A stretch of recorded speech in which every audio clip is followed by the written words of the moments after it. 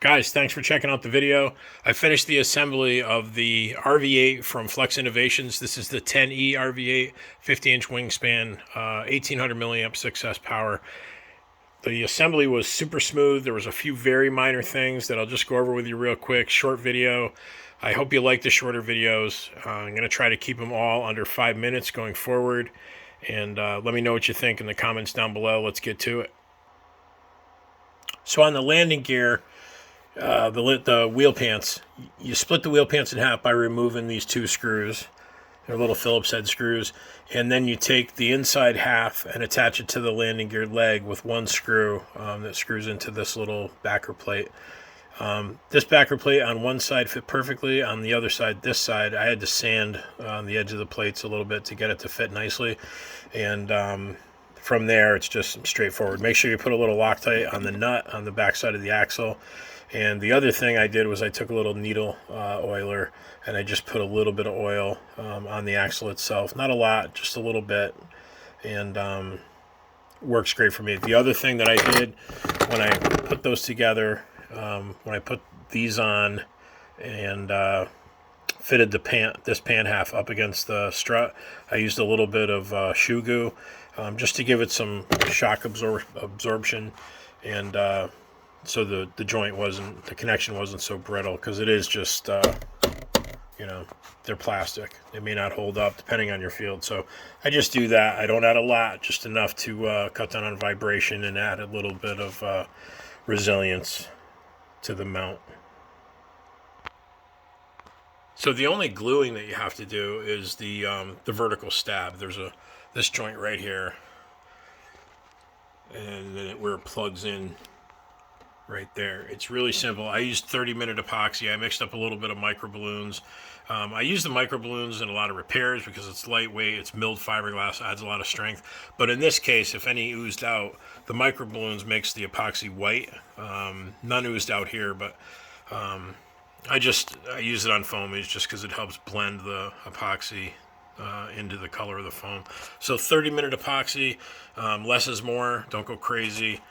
You don't want to put so much on there that when you push the vertical stab into place that you got glue oozing out all over the place. So that was the only gluing. One thing I'll point out is these hinges. Those are nice nylon mechanical hinges. On a lot of the other planes, E-Flight and so on and so forth, some of my older FMS planes, they have that glue type of flex hinge, whatever it is. I've had some that are falling apart coming right out of the box. This is a nice, you can see it's captured on each side. They're glued in nice and strong, and especially nice on the vertical stab and the rudder, because your tail wheel puts a lot of stress on those hinges, and these hinges will be able to take a lot of stress compared to those other hinges. So the tail wheel assembly is really easy. The tail wheel is facing the other way when you open the kit. Just undo these couple of screws right here. There's one on each side, one there and one on the other side. Get the tail wheel flipped around and get everything lined up.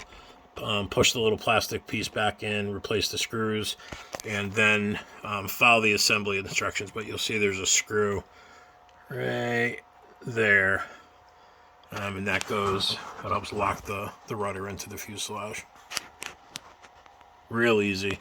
While I'm here, the ball links, these push rods, these connecting rods they look like they're measured out absolutely perfect from the factory. I'll know better when I set my radio up, but really nice to see those. They're made of a nice durable plastic, and not some of the brittle junk that I've seen before. I've had some experience with these digital metal gear servos from Flex. Nice and smooth, nice and quiet. Never had any problems with them.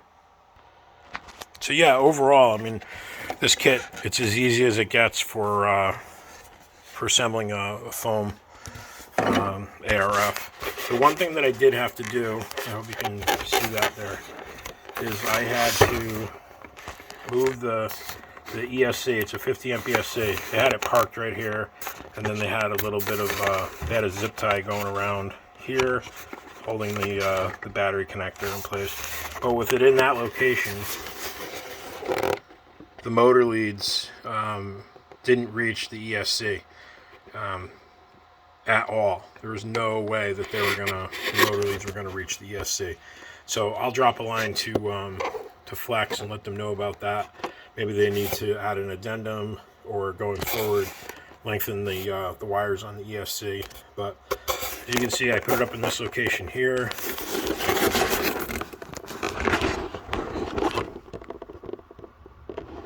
And I didn't secure it yet, but so far so good. It looks like that's going to work out. I ran the throttle wire, throttle lead. Check out my hands.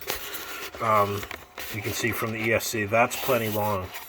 So I ran it along here, under here, and then you can see it comes up, and this is where it plugs in right there. But I took a very small amount of the shoe goo. You can see I put it right there.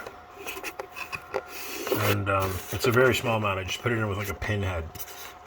Very tiny amount, and then tape the wire there. What it does is it helps secure the lead in place, and it'll also help keep the wire from chafing up against that wood, wearing a hole in the insulation. I don't like it just flopping around in there. I like to secure any servo leads, ESC leads, whatever I can, especially when they're running around plywood. You can get vibration, and over time it can wear. Most guys are probably saying, "Oh, crash the plane before that ever happens." It's just cheap insurance. It's easy to do. Do it once, do it right, and be done with it. So the only thing I really have to do to the fuselage now, other than drop my receiver in, is figure out a paint scheme for the pilot. I'm not in a big rush to do that, but the pilot does drop right out of the bottom of the canopy. So there's the little hole where I pulled the pilot out of. Then you can see he's just got like a green face, goggles on or whatever. It matches the trim scheme. But it actually has some decent detail for a foam molded pilot. He's got the big sun shield there, you can see. If you looked up some of these pilots, like maybe Red Bull pilots or something would wear a helmet like that, you could get some Model Masters paints and paint them up to look pretty cool. Add some detail and personalize the pilot. I added that little this little piece of tape right here just to make it easy to pull the pilot out, because once he's up in there, it's a little bit of a hassle to pull him back out. So that's it, guys. Just a quick review on the assembly. Oh, one more thing. I opted to add an electric spinner from Extreme Flight, because the spinner that comes with the kit, I'm not a fan of these. It's kind of junky. If there's supposed to be a backplate, there wasn't one in my kit. It looked like after you mounted the propeller, you just slid this on and then dropped a screw down in the center, but it's fine. I mean, it doesn't look much different, but I had the Extreme Flight spinner. I really like them a lot, so I put it on there. All right, guys, give the video a thumbs up, thumbs down, leave a positive or negative comment. Let me know if you have any questions. I'll leave the link for the spinner and the kit itself down below. Thanks for watching the video, guys. Talk to you soon.